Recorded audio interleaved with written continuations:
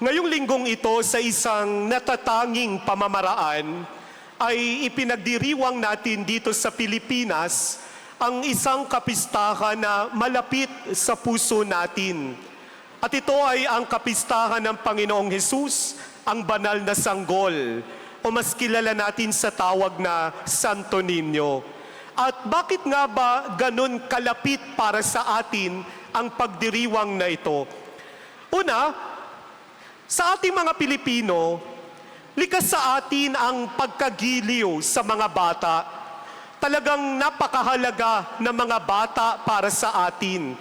Kaya nga talagang sa bawat pagkakataon ay ganun yung nais nating ipakitang pagmamahal sa mga anak natin. Tayo ay may kultura na makabata. Iyan ay likas na at natura sa ating mga Pilipino.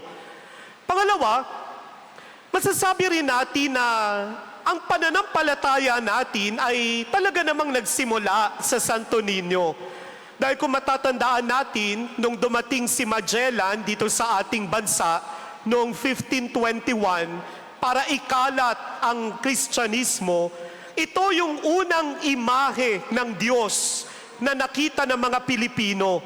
Dahil ang imahe ng Santo Niño ang kanyang nirigalo kay Reyna Juana nung siya ay binyagan.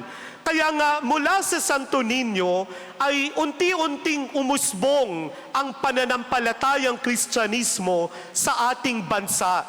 Kaya nga ito yung larawan ng Diyos para sa ating mga Pilipino. Pero bukod doon, magandang makita din natin ano ba yung kahalagahan nung pagdiriwang natin ngayon. At makikita natin yan kung babalikan natin ang ating ebanghelyo ngayong linggong ito.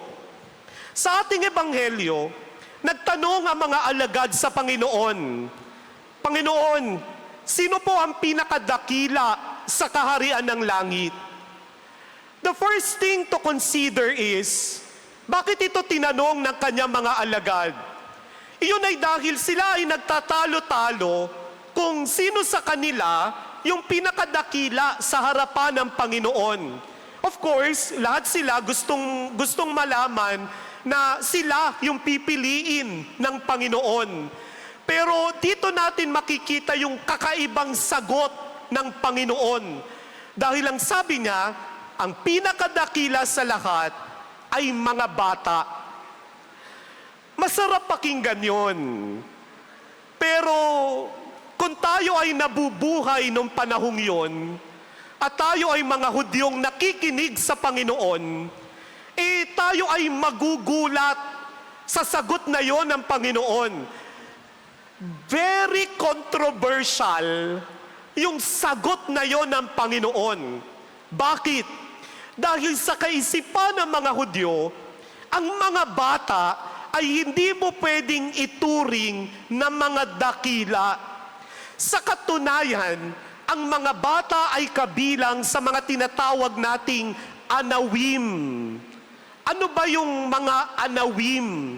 Sila yung mga tao na itinuturing na mga nasa laylayan ng lipunan. Mababa ang pagtingin sa kanila. Sila yung mga taong walang karapatan. As a matter of fact, ang tingin sa kanila ay pagmamay-ari lang. Ganun kababa yung tingin sa kanila. At sino yung mga taong to? Yung mga balo, yung mga babae, at yung mga bata. Sila yung mga anawim. At may tatanong nyo, Father, bakit ganun yung tingin nila sa mga bata? Ganito. Para sa mga Hudyo, ang isa sa pinakamahalaga sa buhay nila ay walang iba kundi ang batas ni Moises. Ito yung tinatawag nating Torah. Dahil para sa kanila, maituturing ka lang na anak ng Diyos kapag alam mo ang batas at sinusunod mo ang batas ni Moises. Ang problema, yung mga bata, hindi pa nila alam yung batas. Kaya hindi pa nila magawa yung batas. Malalaman lang nila yon kapag tumungtong na sila sa 13 years old. Doon lang nila unti-unting pag-aaralan ang batas ni Moises. Kaya nga nang dahil doon, ang mga bata ay itinuturing na mga nasa laylayan ng lipunan. Technically speaking, hindi pa sila maituturing na tunay na anak ng Diyos. Kaya nga mababa ang tingin nila sa kanila. Tapos bigla mong maririnig ang Panginoon sasabihin, ang mga bata ang pinakadakila. Kaya nga yung mga Hudyo doon, siguro makikita mo yung reaction nila, yung parang, ano daw? Paano nangyari yun? Hindi pwedeng mangyari yun. Kaya nga, ano yung gustong sabihin dito ng Panginoon? Actually, in this particular moment, binabago na ng Panginoon yung konsepto nila.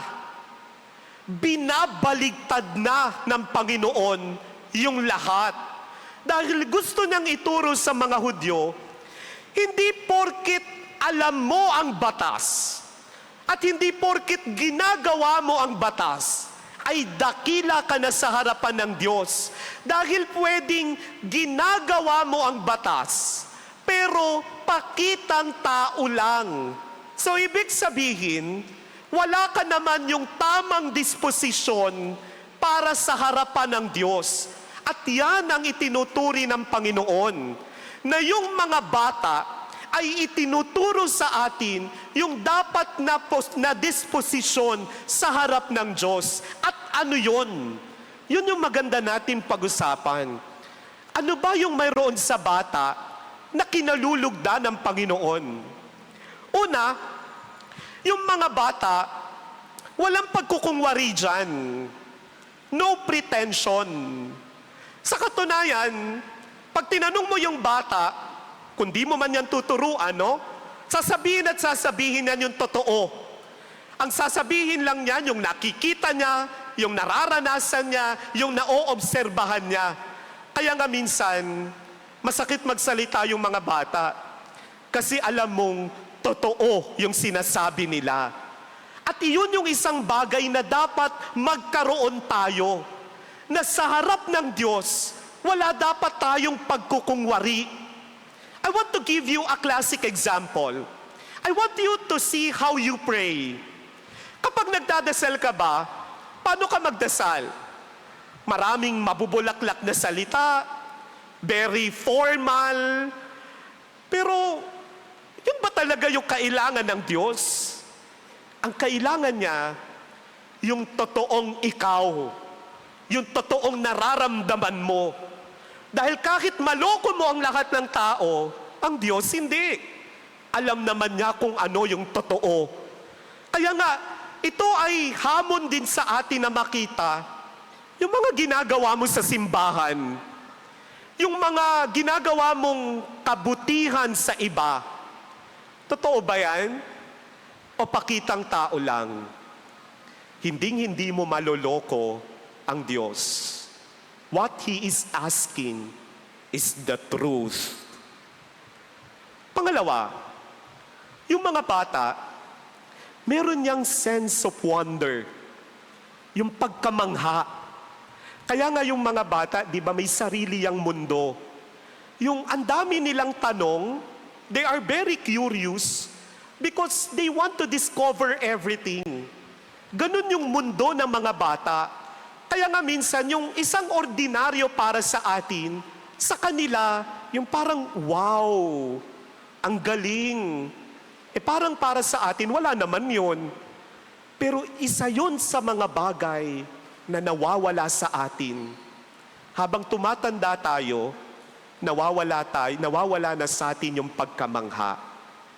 Isipin ninyo, sa dinami-dami nung binigay na biyaya ng Diyos sa inyo, sa dinami-dami ng mga panalangin na dininig niya, namangha ka ba sa ginawa ng Diyos? O you are so entitled na pakiramdam mo, deserve mo naman yung biyaya ng Diyos. Pero hindi ka namangha sa lahat ng kabutihan ng Diyos sa iyo. When you have that eyes of wonder, ano man yung makita mo sa paligid mo, everything will be beautiful. That is the eyes of every child. At pangatlo, yung mga bata, gaano man yan katalino at kabibo, gaano man yan kagaling, hindi yan mabubuhay na mag-isa. Aasa at aasa yan sa mga taong nag-aalaga sa kanya. And I think isa ito sa mga bagay na nawawala rin sa atin. Yung sense of dependency. Bakit? Aminin na natin at hindi. Minsan, napakayayabang natin sa harap ng Diyos.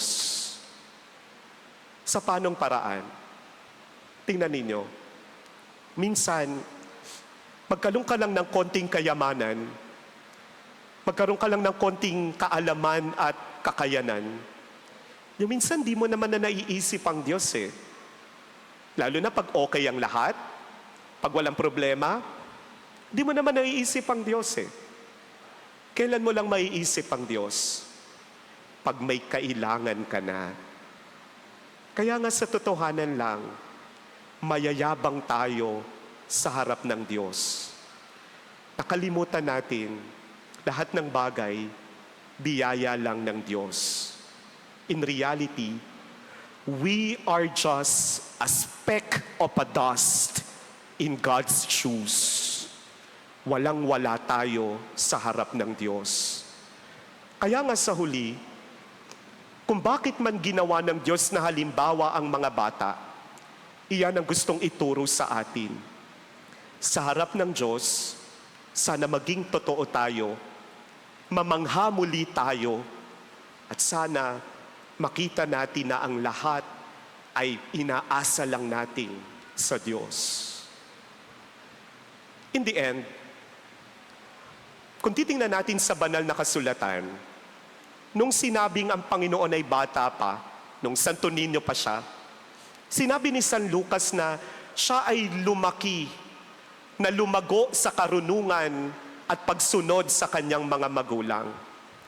At bakit natin ito pinag-uusapan? Because that is one of the reasons why I am here in front of you. Ako po si Father Randy Cancino. I am the spiritual director of the Immaculate Conception Minor Seminary. At dumalaw po ako sa inyong parokya sa kapahintulutan ng ating kura paroko, si Father Turing, para mag-anyaya ng bukasyon dito sa inyong parokya. It is almost 450 years of faith in Kalumpit. Kaya nga maganda na yung pananampalataya na umusbong dito ay magkaroon ng bunga ng mga pari. Kaya po nag-aanyaya kami sa mga kabataan na gustong maranasan ng buhay seminaryo, na kung saan mararanasan din nila ang naranasan ng Panginoon nung bata siya, ang lumago sa karunungan, ang lumago sa pagtulad sa kanyang mga magulang at pagsunod sa kanila. One of our goals is to breathe a good Christian. Yun ang maipapangako namin sa inyo na nawawala na sa panahon natin, mga kabataan na mabubuting Kristiyano. Kaya nga po, bukas na ang aming pintuan para sa inyong mga anak na gustong pumasok na grade 7, 8, 9 at grade 11 na maranasan ang pag-ibig ng Diyos sa loob ng seminaryo. To have that Jesus' experience inside the seminary. Because in the end, our one goal in life, our one vocation is to become a saint. And we could never be a saint if first of all, we would never be a child before God. Amen.